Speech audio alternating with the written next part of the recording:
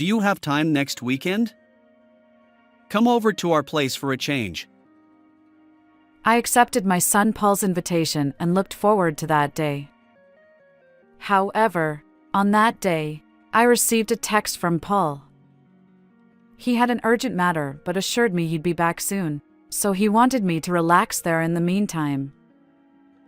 I took a train and a taxi, finally arriving in front of their house. But when I pressed the intercom, the door didn't open immediately.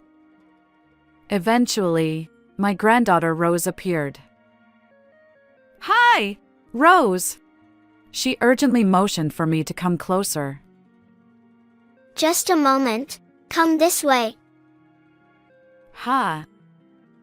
Just a moment?" For some reason, Rose seemed flustered and pushed me into the storeroom. Grandma, escape through the back door quietly so Mom can't find you. Even when I asked why, Rose only said it was necessary to avoid getting caught by her mom and then went back to the living room. I assumed we were playing hide-and-seek and decided to stay put. Just then, my son's wife, Lynn, emerged from the bathroom right in front of the storeroom. Rose, hasn't your grandma arrived yet? Not yet. Lynn clicked her tongue and started making a phone call. That hag hasn't shown up at all.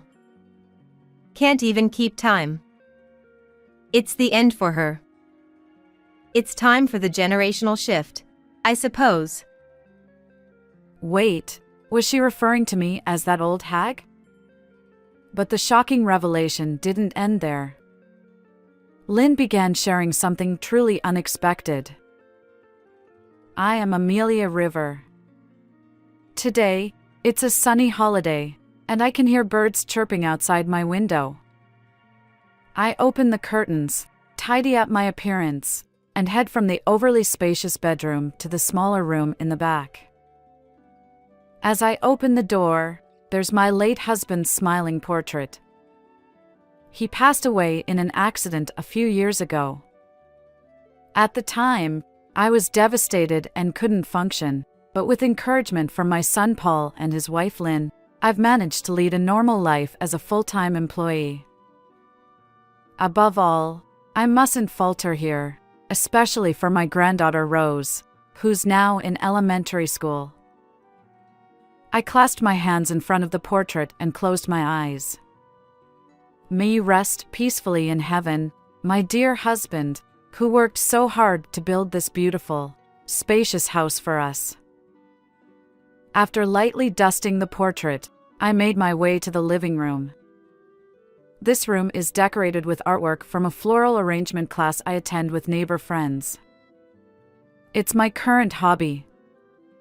When my husband passed away, leaving me feeling like an empty shell, they encouraged me to join the class, and now I'm completely engrossed. The Paul family from the neighboring town also appreciates the flowers whenever they visit.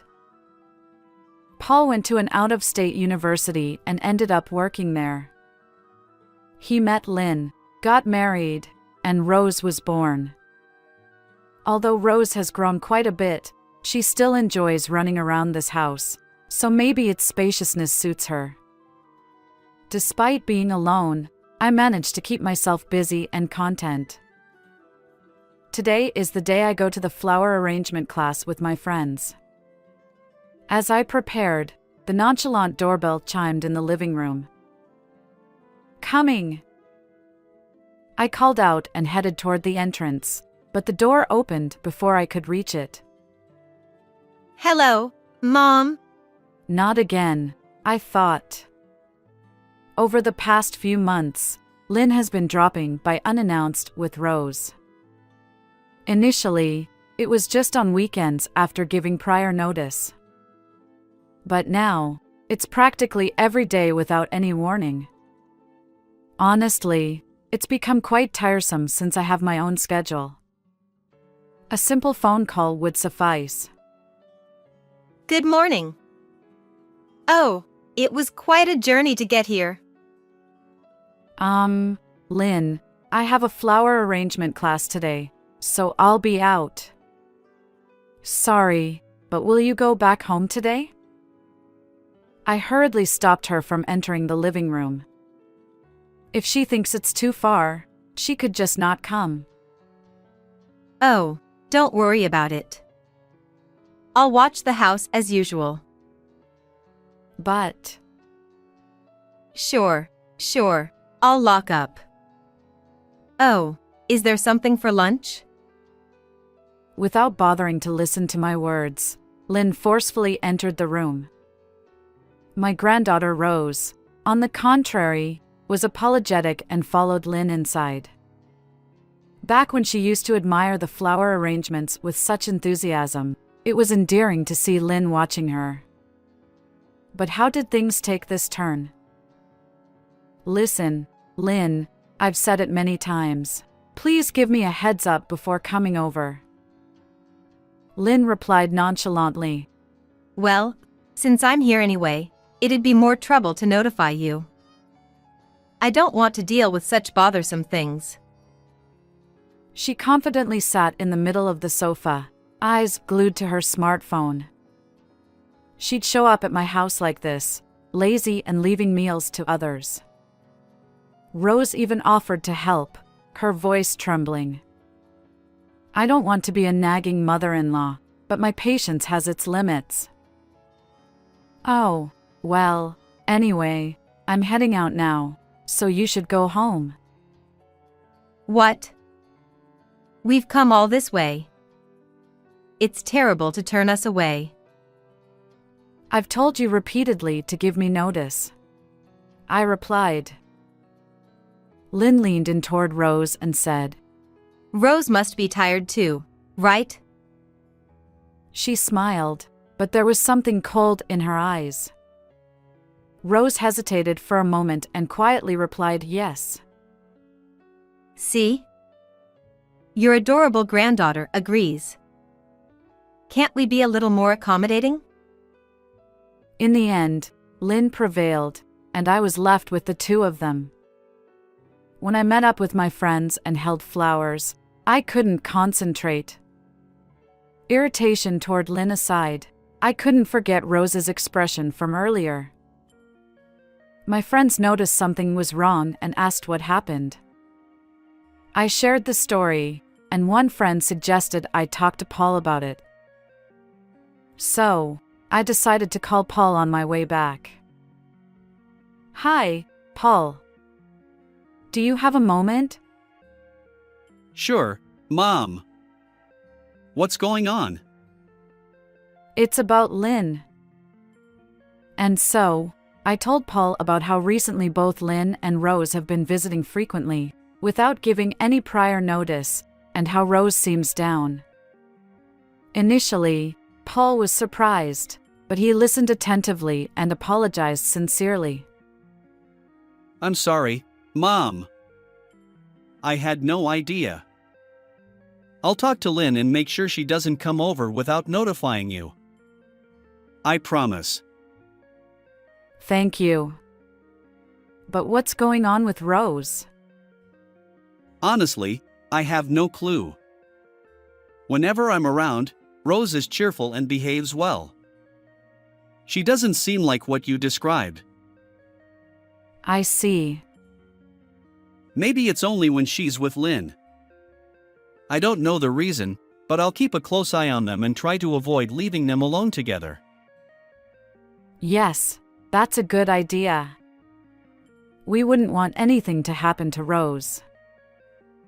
Well, school will start soon, so they won't be alone as often. If anything comes up, I'll let you know. Take care. So I ended the call with Paul and headed home. Upon arriving home, there was no sign of the two of them. Had Paul called in a hurry, prompting them to leave? The room was in disarray, open snacks, half-drunk cups, and chaos everywhere. Normally, it's tidier, but this scene made me sigh. Yet, knowing they wouldn't visit without permission anymore brought some relief. Over the next few weeks, Lynn didn't show up. While I felt reassured, I remained concerned about Rose. I reached out to Paul several times, but his responses were vague. Busy, perhaps? And so, the weekend arrived, and this time it was Paul who contacted me. Hello, Mom. Are you free next weekend? Come over to our place for a visit. Rose really wants to see you. I replied enthusiastically, looking forward to that day. However, on that day, as I was heading to the station, I received a text from Paul. Something urgent came up, but I'll be back soon. Please relax at my home for now. His dedication to work reminded me so much of his father. I chuckled. It's wonderful that he graduated from college and found a job he loves. Paul truly makes me proud. After transferring between trains and a taxi, I finally arrived in front of Paul's house. I paid the fare to the driver and stretched a bit. The 2-hour journey had taken a toll on my body, especially for someone in their late 40s. Perhaps some of the fatigue was due to the nervousness I felt. My desire to see Rose was strong, but I hadn't met her since Paul had asked Lynn and Rose to leave my home that one time. As I stood in front of the door, I took a deep breath and pressed the intercom button. However, the door didn't open immediately. After a while, only Rose appeared. "Hi, Rose." "It's been a while," I greeted her. Grandma. Not now. Come this way. Rose replied, sounding flustered. "What do you mean, not now?" "Rose?" For some reason, Rose urgently pulled my hand and led me into the storage room. Her serious expression was quite unusual for an elementary school kid. She whispered, Grandma, hide through the back door. Quietly. I followed her instructions, still feeling confused.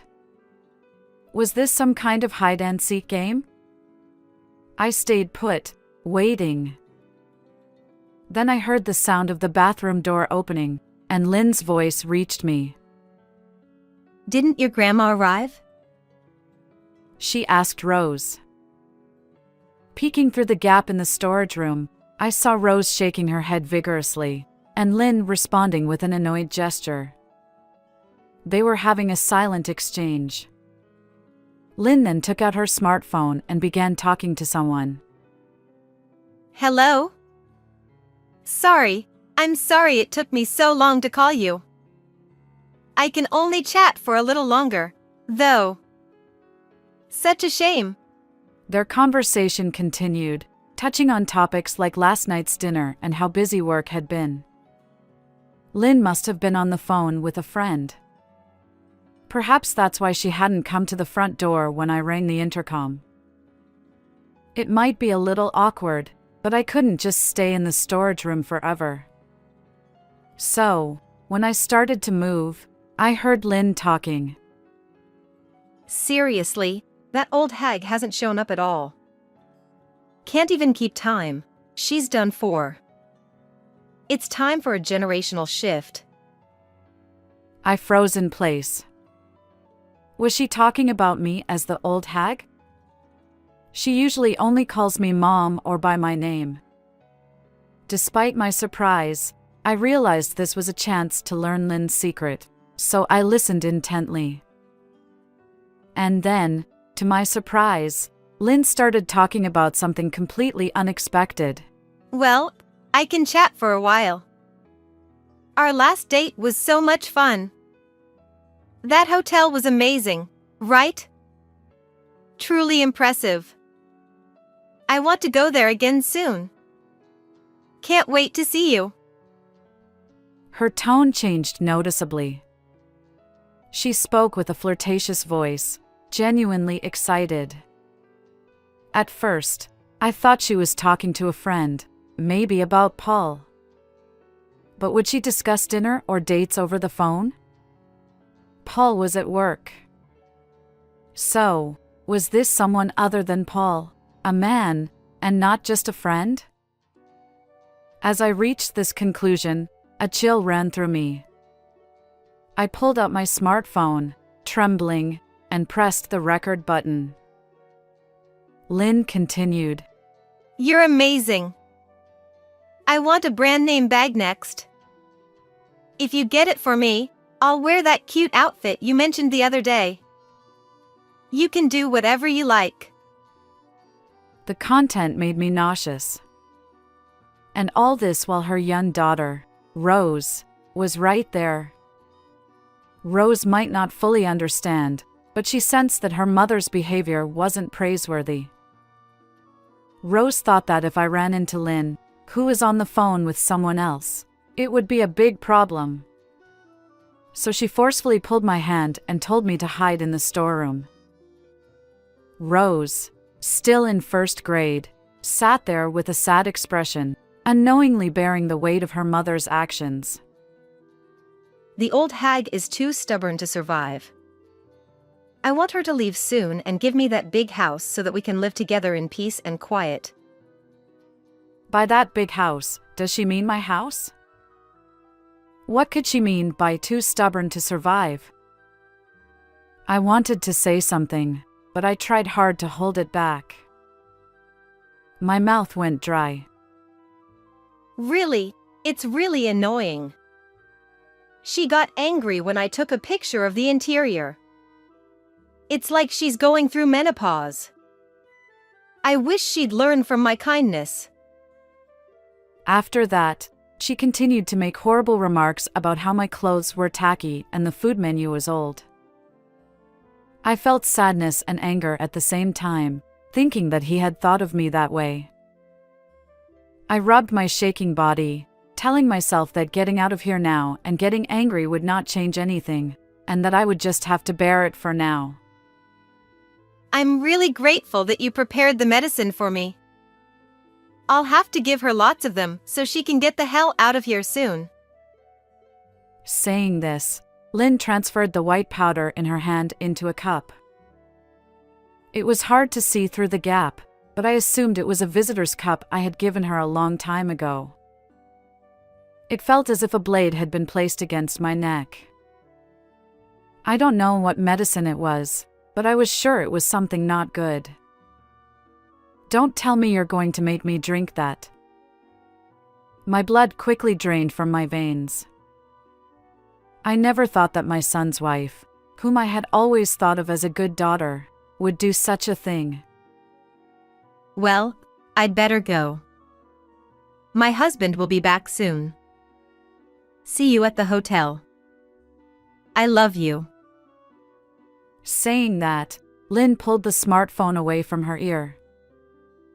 But she was still operating the screen. While I was watching what she was doing, the phone rang in my hand. Ah. I rushed to turn off my smartphone, but it was too late. Mom, did you hear that by any chance? The door to the storage room was opened, and I involuntarily covered my eyes from the sudden glare.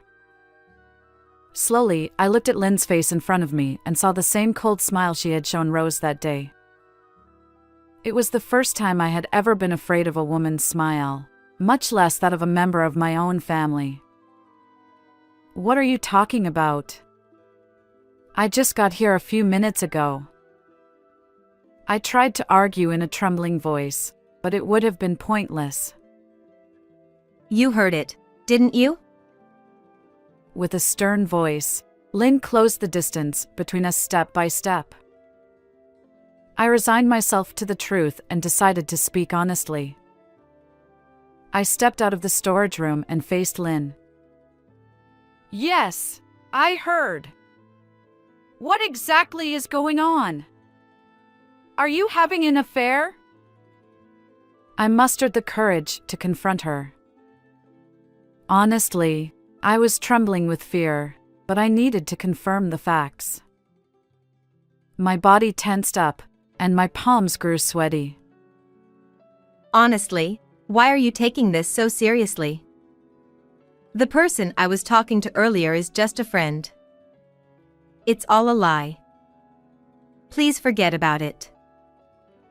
Lynn laughed through her nose, deliberately making it seem forced. But it can't be dismissed as a joke. I heard the entire conversation earlier. You only heard my voice, didn't you? You can't possibly know who the person on the other end of the phone was. Accusing me of having an affair is harsh. Then who are you talking to? Look, it was just a friend. Can we drop it now? She answered with annoyance and immediately picked up her smartphone, not even sparing a glance in my direction. Despite the conversation content making it clear that it wasn't just an ordinary friend, I felt underestimated. Well, what about the negative comments you made about me earlier? Was that a joke too? I never said anything like that. Your paranoia is off the charts. Cut it out. Do you have any evidence? Well, without evidence, stop making baseless accusations. I'm not having an affair. at that moment, when Lynn stated it firmly, Don't lie. Paul! the front door swung open forcefully, and Paul appeared. After glaring at Lynn, Paul gave me a subtle nod and turned toward Rose. Taking it as a signal, I hurried over to Rose, who looked surprised. I held her gently, and she began to cry softly in my arms. Her body that used to be so warm now felt unbelievably cold. Oh, how much pain had this kid endured until now? Regret washed over me. I wished I had noticed sooner. Why did you come back suddenly? How's work? Lynn, let's stop this. I already know everything. Your affair, your interest in Mom's house, and even the fact that you've raised your hand against Rose. What evidence do you have to say such things? Mom sent me a video. Paul manipulated the smartphone he held. You're amazing. I want a brand name bag next. If you get it for me, I'll wear that cute outfit you mentioned the other day. You can do whatever you like. And there it was, the same line Lynn had just spoken. Yes, I had been secretly recording videos, and I had just shared one with Paul. Having already finished his errands, Paul had rushed home and timed his entrance perfectly. You were filming all that? You're joking, right? He's just a friend. Just a friend. Ha! A friend who does things like this together, I suppose? Saying that, Paul pulled out a bundle of photos from his bag and handed them to Lynn. Why do you have these? The photos showed Lynn walking with a man. The man's hand rested on Lynn's waist, and her profile didn't look displeased. In fact, quite the opposite. Moreover, the building in the background was a hotel. It was clear that this wasn't just an ordinary friendship. There were other photos too, the two of them smiling with matching necklaces, holding hands, and even embracing. As Lynn looked at them, her face grew paler. I knew, Lynn. I knew about your affair. Why? Your behavior lately has been strange. You've been away from home a lot. And Rose told me. Rose did. I held the small body in my arms tightly. Rose's little arms clung to my clothes, and she buried her face, avoiding her mother's gaze. Rose, you! After I specifically told you not to say anything, what are you doing? What are you doing, Lynn? You're the one who should be asking that. What kind of behavior is this in front of a child? You probably haven't even considered how Rose felt. I couldn't take it anymore. Mom talks bad about Dad, she abuses me, and strangers come to our house. Hearing those words, I hurriedly reached for Rose's clothes. She flinched slightly but obediently lifted her shirt. There were several painful bruises on her stomach, and I couldn't help but grimace. Did Lynn raise her hand to silence Rose? If so, it made sense why Rose had been unusually quiet at my house. Rose, could this be? Rose nodded faintly in response to my question. Seeing that, Lynn glared at Rose. Paul stepped in front of Lynn, shielding Rose from her gaze completely. I couldn't believe a mother would do such things to her own child. The night Lynn went to the hotel with that man, Rose tearfully confided in me. So I hired a detective. Today, I was getting an update on the progress. What? A detective? Yeah, we had a thorough investigation. Seems like the guy is a pharmacist. To go that far? Paul confronted Lynn with the evidence he had gathered. Already sensing something was wrong, he had consulted a detective. From the moment Rose told me until we had this evidence, I was worried sick that Lynn might hurt her again. It felt like my heart was being torn apart. Paul's face looked agonized. Discovering that someone he loved had betrayed him and harmed his precious treasure must have been unbearable for Paul during these past few days. But Rose assured me she was okay. This little girl supported me. And now we have solid evidence. I thought he had invited me over today for Rose's mental well-being.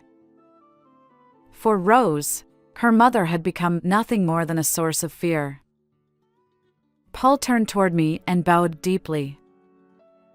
Mom, I'm truly sorry for involving you in all of this. It's okay.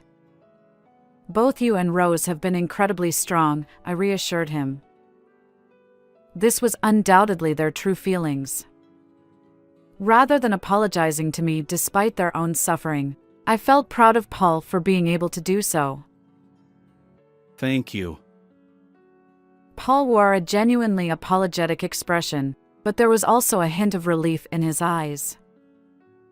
More importantly, something caught my attention. You mentioned that the other person is a pharmacist? Huh? Yeah, he's quite well known in the industry, apparently. Earlier, Lynn put something like medicine into that cup. Could it be? Paul rushed to the table. He overturned the cup, and white powder scattered across the floor. What is this, Lynn? I got it from that boyfriend of mine. For what purpose? Well, to get rid of this old hag, of course. It's obvious. I want to move in with him to that big house soon. Neither you nor the child are needed. Lynn, who had seemed resigned and disheartened just moments ago, suddenly raised her voice. She grabbed the fallen pills and approached me with a menacing look. Take this already. Come on. I held Rose even tighter, shielding her from Lynn. But Lynn's arm pushed me aside, and she climbed on top of me. I struggled, but against Lynn's taller frame, I had no chance. Paul also tried to pull Lynn away, but before he could, Lynn's hand holding the pills was right in front of me. Stop! Just when I thought it was hopeless, a young voice echoed. Mom, stop already. You can hit me if you want. You can do anything to me. Just don't hurt Grandma. Rose. Lynn froze, turning her attention toward Rose. Rose stared straight back at Lynn, her legs trembling like a frightened fawn. I love you, Mom. You used to be so kind. But I don't like you these days. I don't like the way you treat Grandma. Please go back to the way you used to be. Rose had been holding back her voice until now, but she finally raised it and burst into tears. She crumpled her face, releasing all the pent-up emotions. Lynn witnessed the scene and opened her mouth to say something, but instead, she sank to the ground as if resigned. No matter how wicked a mother's actions might be, they are vulnerable to a heartfelt cry from their kid. I've called the police now. That medication must be dangerous. They'll investigate it properly. We'll get more details through the police. Paul put his smartphone back in his pocket and lifted Rose, who was still crying. He comforted her by patting her back. Rose knew about your behavior, but she didn't tell me because she thought it would make me sad. The day she told me, she also said, "I'm sorry, Dad." Think about what that meant. Rose. Lynn reached out to pet Rose's head, but stopped halfway. It was probably for the best. She had learned firsthand how a morally compromised mother could affect her kid. In the days that followed, a detective hired by Paul provided irrefutable evidence of Lynn's infidelity. Initially resistant to divorce, Lynn eventually accepted it, and both she and her lover were arrested. They were going to murder me, inherit that house, and then do the same to Paul, and then remarry in the clear. Their greed had driven them to commit a crime. Well, even if they paid for their sins, the alimony and child support would wipe out their inheritance and income, making it impossible to live in a mansion. The medication they tried to force on me turned out to be harmful, as suspected. The male pharmacist had apparently taken it without authorization. If I had taken it, perhaps I would have gone to my husband after all. When I jokingly mentioned this to Paul, he replied, "Mom, I'm really sorry about this. Hey, how about living with us from now on? Being alone must be tough for you, especially for Rose's sake." Now, in addition to the colorful flowers, I live with my loved ones. The overly spacious house was quickly filled with the two's belongings, and there was no trace of the lonely space. Today, as always, I kneel in front of my late husband's photograph in the small room. It seems I'll be joining him in heaven a little later. Right now, I'm incredibly happy. Will you forgive me, darling? I talked to him in the photograph. From the window of the small room, I can see Rose playing energetically with Paul. I suddenly recall that day, the day Rose did her best to protect me, defied Lynn, and thought so much about Paul. After the incident, there were nights when her emotions were unstable, and she would burst into tears. But now, she's a cheerful first grader, back to her old self. I've made a strong vow to protect this kid. I'm sure Paul feels the same way. Grandma, get that ball. Sure, dear. I step out into the yard, ball in hand, heading toward Rose. She giggles, her pure smile directed at me. I can't help but pull her into a tight hug. Her warm body feels different from that day. A profound happiness envelopes me. How did you find this story? Don't forget to subscribe to the channel. Until next time in the next video.